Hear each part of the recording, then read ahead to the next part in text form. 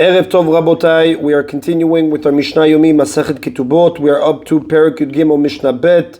Today's Mishnayot should be Le'elu Nishmat Neria ben Svetlana Aranbai V'Eliyahu ben Burcha Yisrael ben Chana bat Miriam Menuchatam beGan Eden Amen and Abdi ben Chaim Dechaim v'Derefua Shenemav Daniel Shalom ben Rosa Betoch Shach Olei Yisrael. The Mishnah cites the second of Hanan's disputed rulings. Mishalach leMedina Tayam, if someone went overseas and left his wife without support. Va'amad echad upirnes et ishto, and one person got up and voluntarily supported his wife in his absence.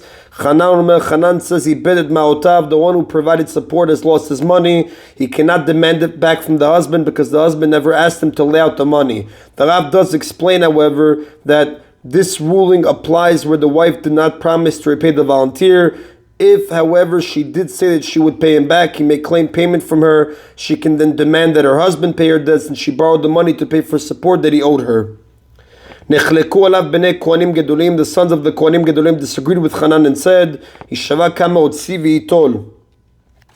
he swears how much he spent and then collects that amount from the husband. According to the sons of the Kohanim Gedolim, since the husband owed his wife support and the volunteer provided that support without ever saying that it was a gift, he can demand compensation from the husband. Other Tanaim took sides in this debate. Amar Rabbi Dosa ben Horkinas kedivrehem. Rabbi Dosa ben Horkinas ruled in agreement with the opinion of the sons of the Kohanim Gedolim. Amar Rabban Yochanan ben Zakkai, but Rabban Yochanan ben Zakkai said, Yafa amar Hanan, Hanan spoke well. Hiniach ma'otav al keren hatzvi. The one who provided support placed his money on the antlers of a deer where it is bound to be lost, for he has no recourse if the husband refuses to pay him back. Placing money on the antlers of a deer is a sure way to lose it because it is impossible to outrun a deer. So again, the Mishnah is telling us Rabbi Dosa ben Horkinas agreed with the sons of the Kohanim Gedolim, but Rabban Yochanan ben Zakkai said Hanan spoke well, that the one who provided support has lost his money. And the Rav does tell us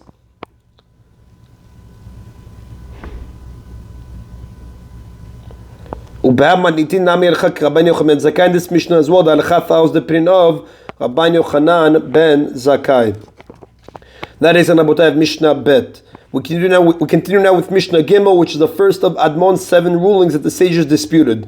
Admon Omer Shiva, Admon issued 7 rulings, the first of which concerns this case. If someone died and left sons who wish to collect their inheritance, and young daughters who wish to be supported from their father's estate.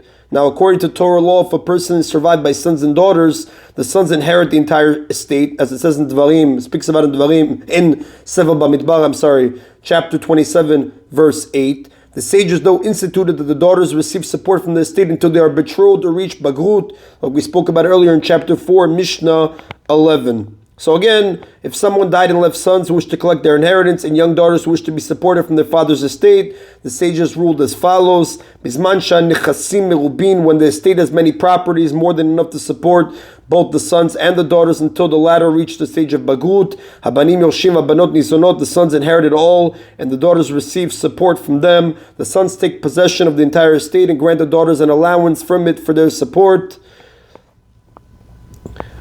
But when the estate has too few properties to support all the children until the daughters reach maturity, the daughters receive the full amount they need for their support until they mature, and the sons inherit whatever that remains. And when they have used that up for their food, the sons have no choice but to go around begging at people's doors. Admon disagrees with the first Tana in the second case where the estate is small. Admon says, Bishvil shani zachar ifsati, what each son can claim because I am a male I lose. How can the sons who generally have stronger rights than the daughters have weaker rights in this case?